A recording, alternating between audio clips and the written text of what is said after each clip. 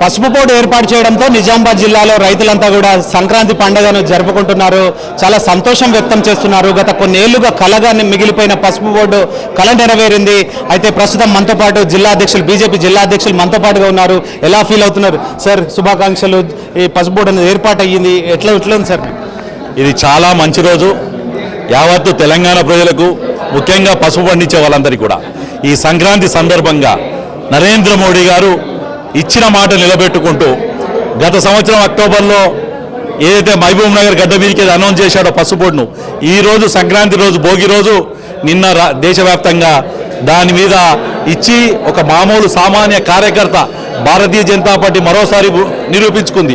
ఒక కార్యకర్తకి ఏ రకంగా విలువ ఇవ్వాలనో ఇవాళ దేశ క్యాబినెట్లో ఉండే ర్యాంకు కలిగిన పదవి ఇవాళ ఒక పసుపు బోర్డు చైర్మన్గా కార్యకర్త అయినా, నాయకుడైనా మా అందరితో పాటు అహర్నిశాలు గత 30 సంవత్సరాల నుంచి బీజేపీ కాషాయ జెండా మోస్తున్న పల్లె గంగారెడ్డి గారి చైర్మన్ చేయడం అనేది నిజంగా కూడా ఆశ్చర్యకర విషయం.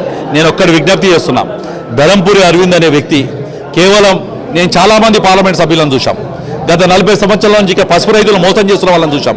కానీ ధరంపూరి అరవింద్ అనే వ్యక్తి మాట ఇచ్చిన తర్వాత ఆ మాటని ఏ రకంగా నిలబెట్టుకునేందుకు గత 30 సంవత్సరాల నుంచి ఈ దేశంలో ఎక్కడ కూడా ఒక బోర్డు లేదు. అలాంటిది ఇవాళ 30 సంవత్సరాల తర్వాత పసుపు బోర్డు ఏర్పడ్డదంటే అది ధరంపూరి అరవింద్తోనే సాధ్యమైంది. కాబట్టి నేను మరొక్కసారి పసుపు రైతుల తరఫున ధరంపూరి అరవింద్ గారికి, నరేంద్ర మోడీ గారికి ధన్యవాదాలు తెలియజేస్తూ, విమర్శించిన కాంగ్రెస్ నాయకులు, విమర్శించిన టీఆర్ఎస్ నాయకులు, విమర్శించిన వ్యక్తిగతంగా విమర్శించి దాడులు చేసిన అరవింద్ మీద, బీజేపీ నాయకత్వం మీద చేసిన వారందరికీ కూడా కోరేది ఒకటే.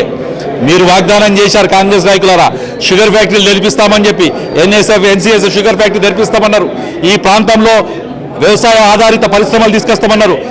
ఈ ప్రాంతంలో ఎవరైతే నిరుద్యోగ యువత ఉందో వ్యవసాయ ఆధారిత ఉద్యోగాల్లో వారికి తీసుకొచ్చే విధంగా చర్యలు తీసుకుంటామని చెప్పారు.